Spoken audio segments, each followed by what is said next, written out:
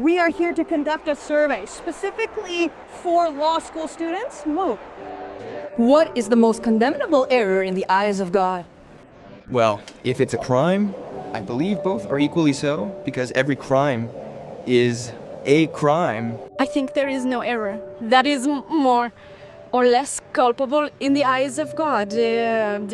You know that this is question number 750 from Allan Kardec's Times the Spirits book times book. The study of this and other questions is presented weekly by Derni Oliveira from Bahia and Lânio from Brasilia. That's right. Write it down in your agenda. This Monday, March 9th at 9 p.m. Go on. The broadcast is live on TV. Espíritos no solar. Come watch with us. Take the opportunity to subscribe to our channel. Become a member of TV Espírita no Solar on YouTube. This masterful book that inaugurated the Spiritist doctrine on this planet is called by the Spirit's book times. These are fundamental questions. They are essential for understanding life in its deepest sense.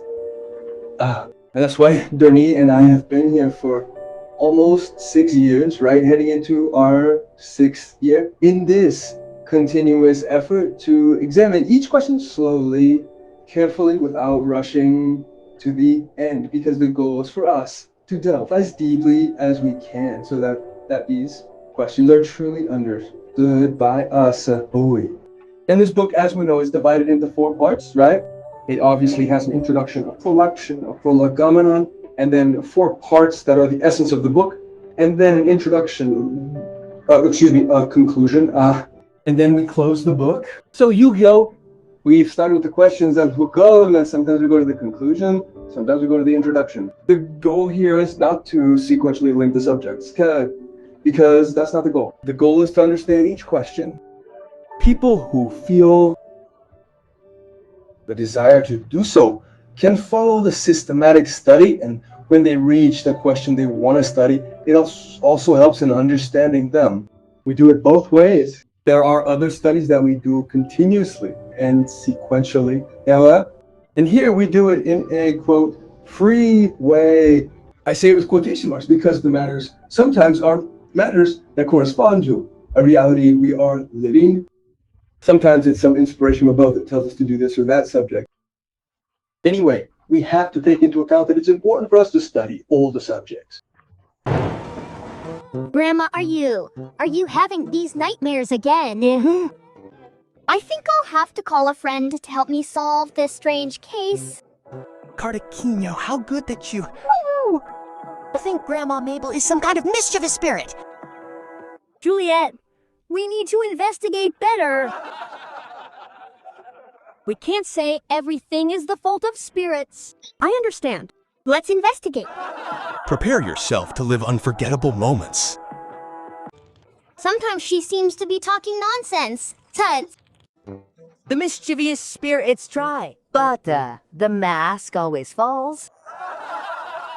Once on a farm in Nantes, Little Jean really wanted to talk to his father. Episode 2. I know you are currently Disguised as loved ones. but you could certainly spare a few words with me. Another great production from TV Espírita no Solar. Well, we're studying the 3rd part today in the chapter that leads us to the 6th, which is the law of destruction. And there we have several items: necessary destruction, abusive destruction, destructive scourges, wars, murder, cruelty, dueling, and the death penalty. Dueling, as it existed in Kardec's time, thank God it has been suppressed from our society in general, but a series of others have not yet been suppressed. For example, murder. And we will address this topic today. Unfortunately, as we will see, it is the subject that spirituality has been warning us about the seriousness of since the Old Testament, when Moses received those 10 laws on tablets of stone from the mount, and so that he could speak. And there is one of those 10 items, if I'm not mistaken, the 5th, which says, "Thou shalt not kill." And here we are in the 20th century. This happened over 3,600 years ago, and we're still here talking about this subject, showing that society is still taking a long time to evolve. For this reason, the issue we are investigating today is this. Look, which is the most reprehensible in God's sight? Parricide, killing a father, or infanticide, killing a child. In other words, God presented an extremely serious situation, right? Either one is shocking, isn't it? If you were to say that a son killed a father, well, a father killed a son, it's something that in theory we shouldn't even be considering for analysis, wouldn't you say? But incredibly, this still happens in this world.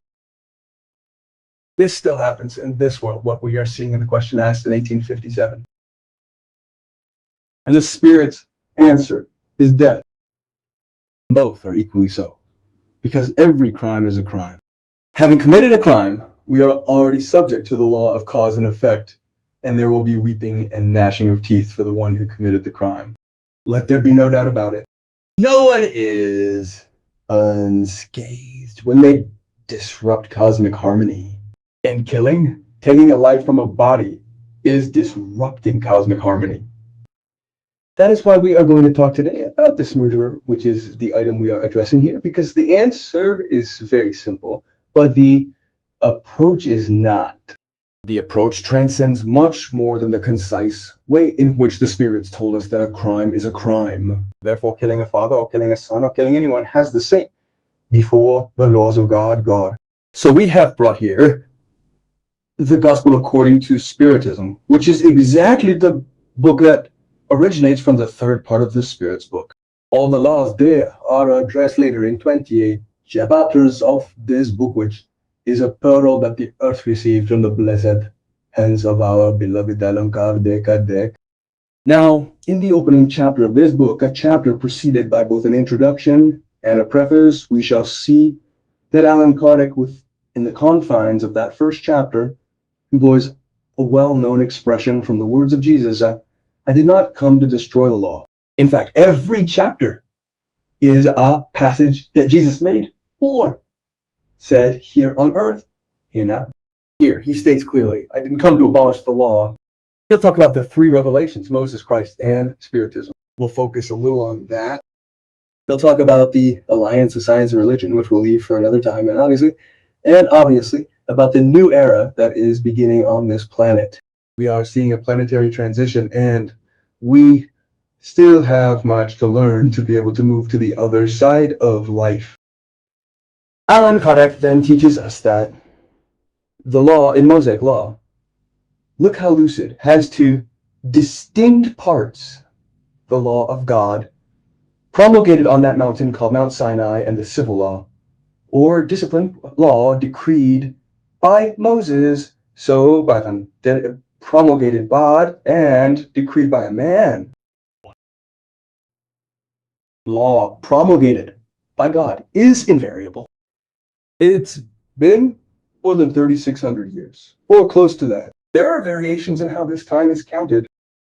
But after all these millennia, those 10 laws, you won't find a single person on earth who fully obeys them. And we're going to go through them so you can see how serious it is, how important it is for us to understand the revelations in their time. You'll see the use of negation, how you speak to someone who is still undisciplined.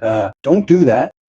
Instead of saying, my friend, do it this way. It's better when the person is already assimilating ideas. And you'll see that in the first revelation, when humanity was still a child, still brutish, uncivilized humanity.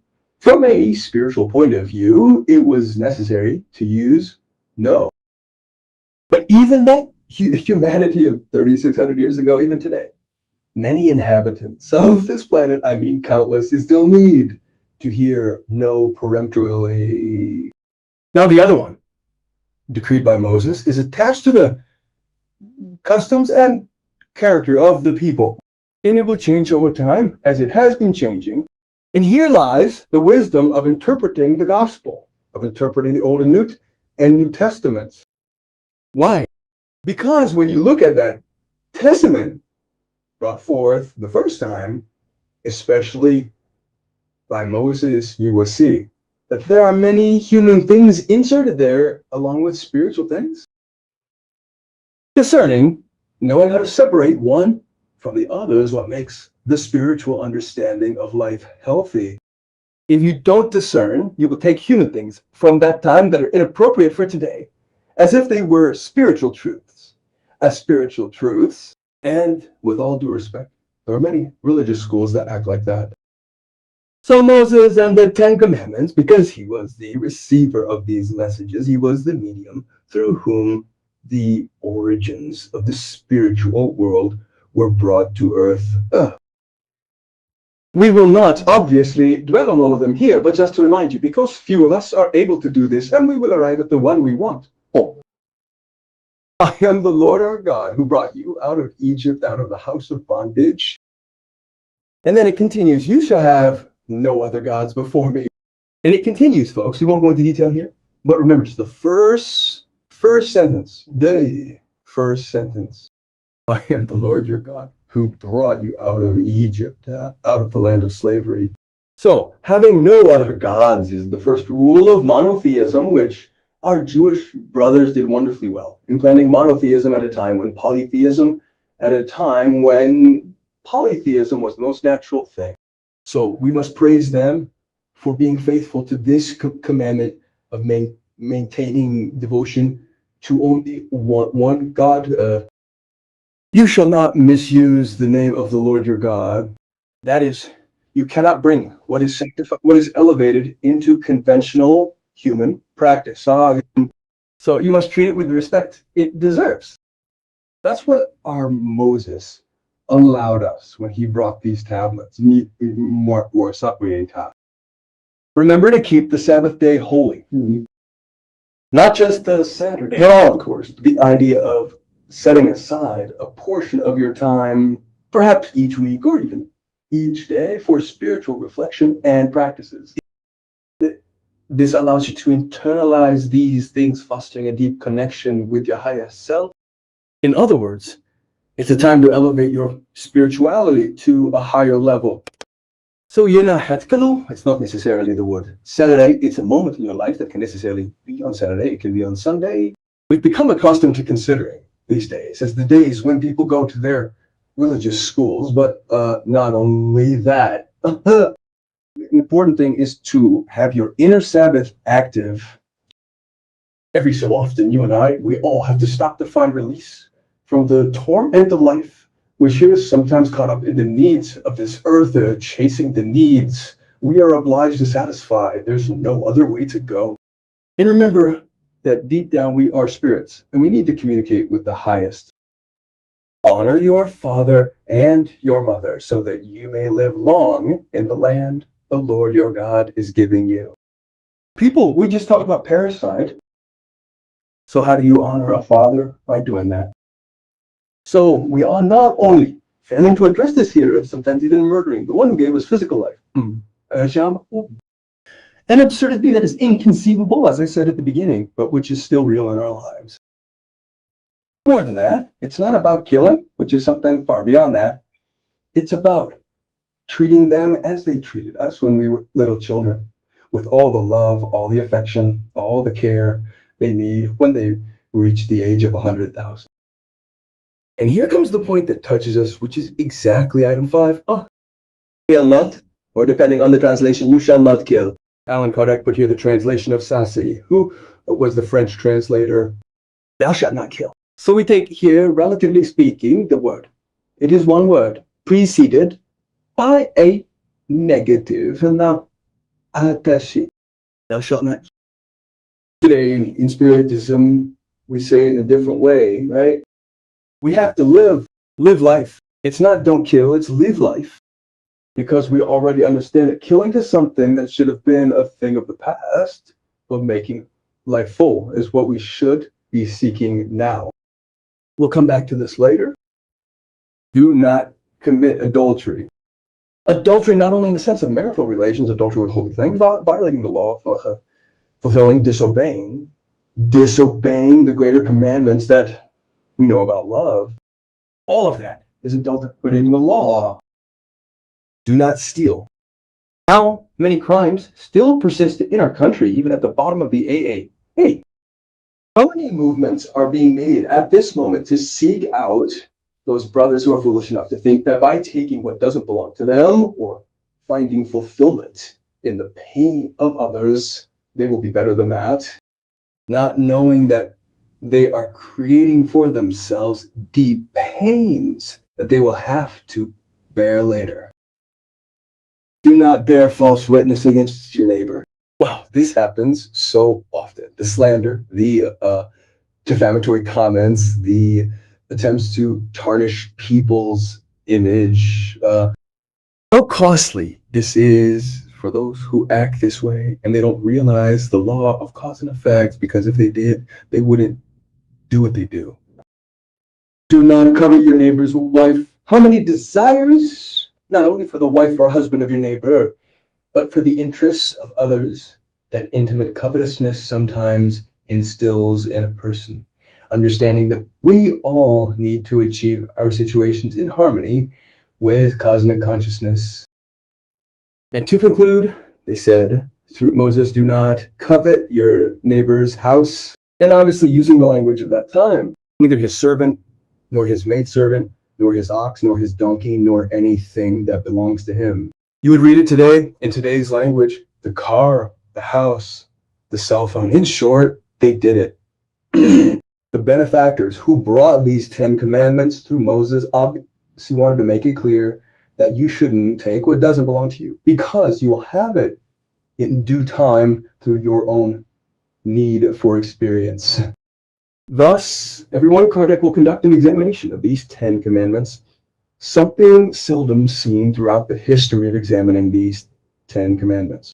If you care at what Kardec and the spiritual benefactors brought, you realize that there is an impressive clarity there.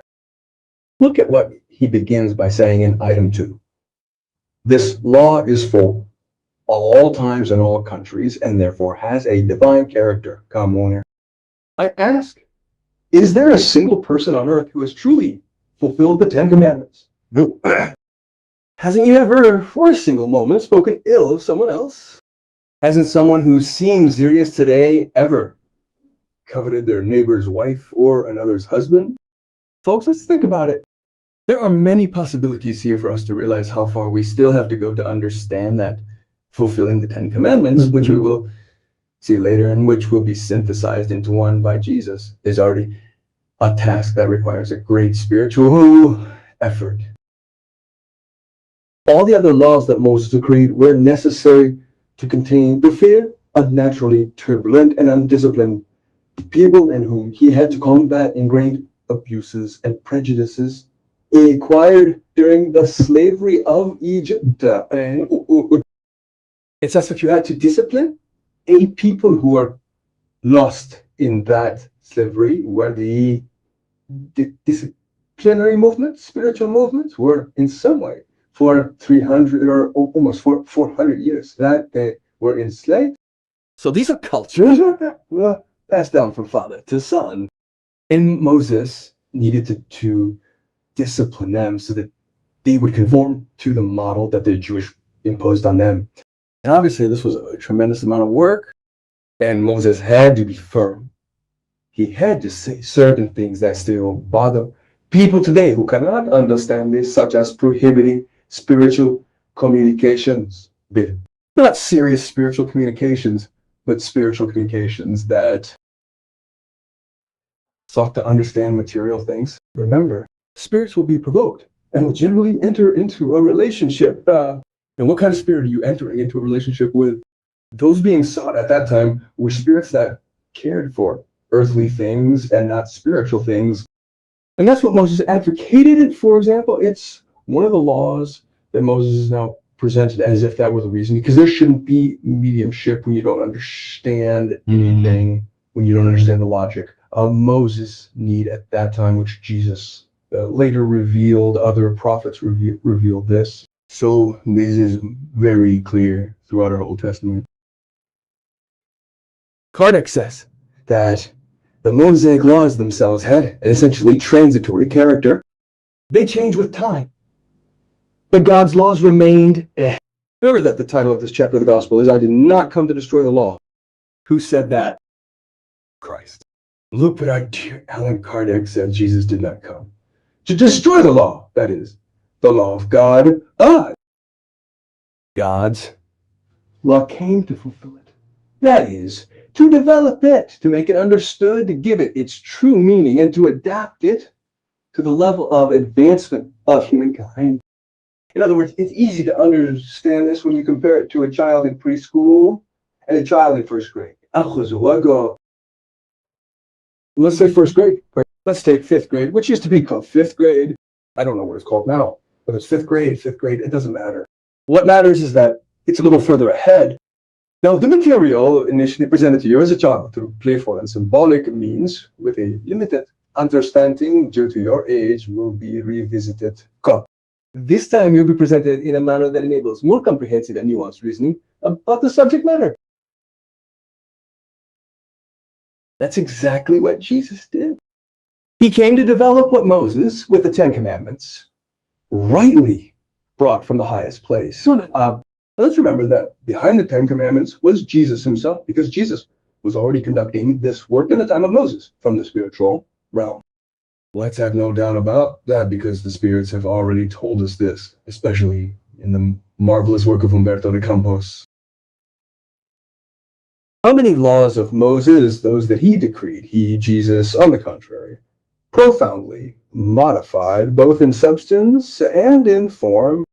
Well, how much Jesus fought against this throughout his existence, constantly combating the abuse of external practices. Remember? Whitewashed on the outside, rotten on the inside, right? And Jesus constantly called the attention of the Pharisees, those who clung to the externalities of things instead of clinging to the essentials of things. So, the false interpretations, interpreting according to their interest to satisfy material reasons, however radical the reform, could not make them pass other than reducing them to this single preceptorum, which Jesus celebrates the 10 laws in one: love God above all things and your neighbor as yourself. And he added, Jesus said this, and there are all the law and the prophets. That is, of those 10 commandments, if we manage to execute this here, look, love God above all, and your neighbor as yourself, which are actually only 2, right? You will have fulfilled the 10 commandments. Because whoever loves, Ika, as Jesus is teaching us here, fulfills the 10. Automatically, because it becomes spontaneous. You don't kill. You honor God. You don't covet. You don't want what belongs to another. You don't commit adultery. You don't. Why? Because you love. Because love surpasses everything. Love is like the umbrella of all the other laws that are subordinate to it. So, the essence of the gospel of Jesus. Jesus is a 4-letter word, love, love. If we understand love, we don't need to study anything else. If we understand, of course, and practice love within ourselves, bringing reason to the feeling, we will have fulfilled what is expected of us, which is to do the will of the Father. To love. Whoever loves never kills. So this issue of parricide or infanticide, as we read, would never even be considered a hypothesis. If someone said that, others would wonder, well, where did that person come from? It's like being a stranger in a strange land, violating all the norms of a given environment if someone were to talk about such a subject. It's like someone who is already at a certain evolutionary level, for example, just in talking about blood makes them very upset internally because it's something they can't even bring themselves to kill. Therefore, as Allan Kardec said, Jesus' role was not that of a simple legislator. He didn't come to bring merely moralistic laws. He has the authority of his word in this mess.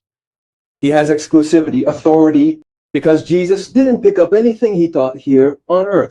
He brought it from there. He was a bearer of these truths because he came to teach men that the true life, and look how much of a difference this makes, is not the one that unfolds on. Is it? True life is not the one we are living here as incarnate beings, but rather the one lived in the kingdom of heaven, that is, in the supreme spiritual world, where one day we will live supreme love. This is the determinism of our lives. This is the final destiny of all of us, to live supreme love. And when this happens, it is called fullness, the kingdom of heaven, or the kingdom of God, according to the translation.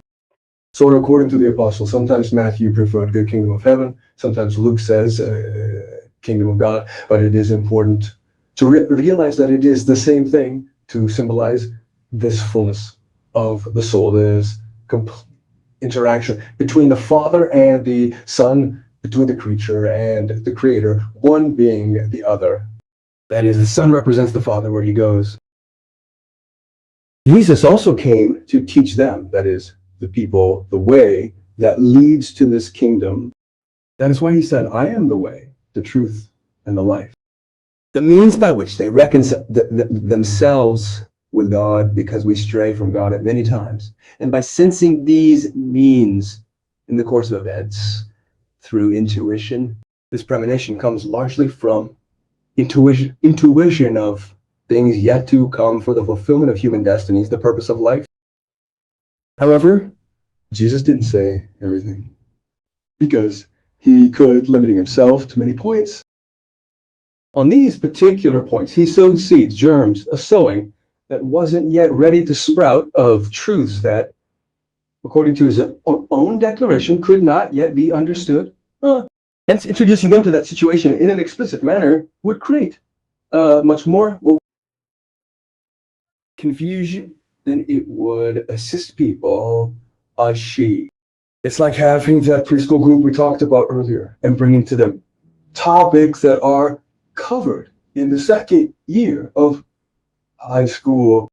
They wouldn't understand anything and would pay completely little attention to it, and all of that would be lost because it wouldn't be of any use to those brains that are still developing, just like the psychic brain, just like us, the spirits. He spoke of everything. Jesus didn't stop talking. He spoke of reincarnation under another name, successive rebirth. He spoke of it in a veiled way, not explicitly, but he spoke of several things. He spoke of the perispirit. Paul later speaks of it as the spiritual body. He doesn't use the name perispirit, he doesn't use the name reincarnation, but the subject, the theme, the point is dealt with there in more or less implicit terms. As Kardec said here in his speech, in order to grasp with the two SS for assimilated the hidden meaning of some of his words, it was necessary that new ideas and new knowledge bring him the indispensable key, ideas that, however, could not arise before the human spirit had reached a certain degree of maturity. And the student reached the 8th grade, the student reached the 5th grade, the student reached the stage where they are able to assimilate. Not only then can these truths be brought to light again, they were brought up superficially in a way that they were not yet developed, and now they will be brought up in explicit forms and developed. And science, which was wonderful for this, had to contribute powerfully to the inclusion and development of such ideas. It was important, therefore, to give science time to progress. That is why Jesus could not speak at that time. The scientific knowledge available at that time was still rudimentary. In other words, it lacked the necessary prerequisites to truly ensure the comprehension and grounding of those concepts. That is, it did not have the basis to understand what would be placed above the base. Then science developed. Look, many benefactors of science came to Earth after Jesus. How many scientific developments were brought out until the 19th century, when we received the third revelation, which is Spiritism, arriving exactly at the appointed moment, at the moment when the maturity of the human psyche in general was ready. Obviously, there is still much individual psychism that is lacking, just as there is psychism that is already more advanced, but the collective psyche of our subclass of spirits was already predisposed to the assimilation of Jesus' ideas with maximum understanding. Therefore, Allan Kardec reiterates that the science we were saying did not exist was the science of Earth, but Spiritism is the new science. He uses a lowercase s to differentiate it. which comes to reveal to humankind, through irrefutable proofs, the existence and nature of the spiritual world and its relations with the corporeal world and its relations with. So just as Moses forbade that primitive, self-serving, materialistic communication back then, those same communications have persisted from Moses to the present day and will continue to persist, which is nothing more than communication between spirits and incarnate beings who are incarnate spirits who are incarnate. So you see, it's not something new. It's something that has been developed, explained, and reasoned about. Reasoning allowed the seal of approval of reason to be authorized for understanding. That's what Allan Kardec is saying, that Spiritism did that. This point provided the framework for our broader understanding. He says, the law of the Old Testament was personified by Moses. Yes, he was the first. The law of the New Testament, Christ descended from such a height to be able to personify it. Now, Spiritism is the third revelation of God's law, but it doesn't have any individual to personify it. Why? Because it is the fruit of teaching given not by one man, but by the spirits who are the voices of heaven. God's voices. In Jesus' time, even then, remember when he was baptized by John the Baptist, a voice came from heaven saying, "This is my son." At other times, you will see this happening, come explore, on a day when there was the immensity of spirits speaking in various languages, right? You know clearly that these are the voices of spirits acting through mediumship. Then on Pentecost, whether at any given time, we observe spiritual movements, spirits communicating with the incarnate, who are also spirits. For remember that Jesus promised this. It's written in John chapter 14, verses 15 through 17. And we will bring item 26 as Allan Kardec proposed to us. Jesus said, "If you love me, keep my commandments," which could be symbolized into love God above all things and your neighbor as yourself. Or if you prefer, further on, a little before he surrendered himself like a meek lamb, he said, "The last commandment I leave you to love one another, as I, Jesus Christ, have loved you." That is the Burul. He transformed the impersonality of loving one's neighbor into a personality that he is the reference for. That personality is now called Jesus. And you have a reference point. You know how far you can go, how you have to do it. And he said, "I will ask my Father, and he, my Father, will give you another comforter," meaning that Jesus was a comforter, but another would come because there are several comforters who serve the purpose of humanity's growth. Why? So that it may remain with us eternally. Now, for something to remain with us eternally, it cannot be a person. And therefore, it has to be a philosophy, a doctrine. It has to be knowledge that once assimilated by you is yours. You never lose it. This is called acquisition, spiritual acquisition of superior knowledge. This will remain with us eternally. This will go with us and return every time you reincarnate in the form of predisposition, tendency, vocation, because it is immanent in you. He called the Spirit of Truth, the Anka, placed in Italy, which we respect here, which the world cannot receive, which that world, that time, could not receive it. Why? Because it does not see it, and therefore does not know it. So if it came, it would pass without anyone noticing, or rather, the few who noticed would not create a margin to make it accepted on Earth. Therefore, as Kardec said, it is necessary for science to mature so that this can be understood by reason and not by questions of taboos, of mysticism. No. Mysticism? No. For the reason that it absolutely does not sanction any mysticism or any taboo. Therefore, Allan Kardec said in chapter 6, Spiritism comes at the predicted time to fulfill Christ's promise. The Spirit of Truth presides over its advent. He who led the work of bringing Spiritism to earth called himself the Spirit of Truth. And Allan Kardec had his presence for 15 minutes once. Every 15 days, my memory fails me, he came and Kardec received his specific attention. But apart from that, it was St. Louis and the other benefactors. But the spirit of truth was present in the configuration of this blessed doctrine. He, Jesus, or the Spirit of Truth, calls men to the observance of the law, teaches all things, making them understand what Jesus only says in parables. Whether it is him or Jesus or the Spirit of Truth, it is all of the same evolutionary size. What one says, what the other says, the Spirit of Truth, or Jesus himself, when he personified as Jesus, is the same Spirit, that is the same nature, source.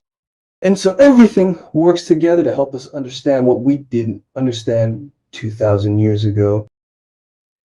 But then Jesus warns, but as for you, know them. Do know them. He's speaking now to us who already have awakened consciences, because it will remain with you and will be in you. As I said, only one doctrine, only the principles that you've assimilated will remain eternally with you, will never be lost.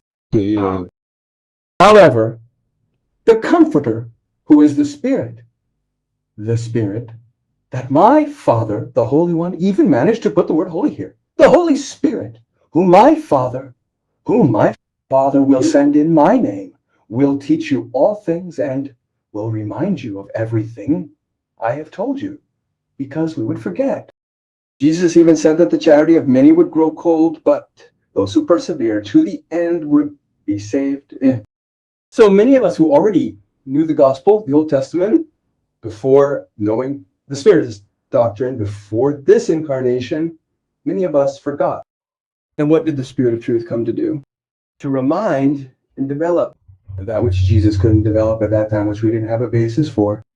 Because this message of Jesus, to show that only love conquers, that the day love is truly on earth, when we are living as he taught us to live, you will never hear of death, especially death of the kind we presented in question 750, talking about parasite, infanticide. No, we will never talk about that. When love prevails on earth, when love predominates, we will talk about life. And as Jesus said, I came that they may have life and have it abundantly. Much peace to all, and until soon. Grandma, are you having these nightmares again? I think I'll have to call a friend to help me solve this strange case. Cardaquinho, how good that you think Grandma Mabel is some mischievous spirit. Juliette, we need to investigate better. We can't say everything is the fault of spirits. I understand. Let's investigate. Prepare yourself to live unforgettable moments. Sometimes it seems like he's not making any sense. The mocking spirits try, but the mask always falls. Once on a farm in Nantes, little Jean really wanted to talk to his father. This Episode shows I know. You're now impersonating people close to me. But you really could spare a few moments to talk? Another great production from TV Espírita no Solar. Hi, dear friends. Welcome to TV Espírita no Solar. If you enjoyed our programming, please share it on your social networks. And take the opportunity to subscribe to our YouTube channel. Come help us spread Spiritism around the world. Thank you very much in advance. Oh,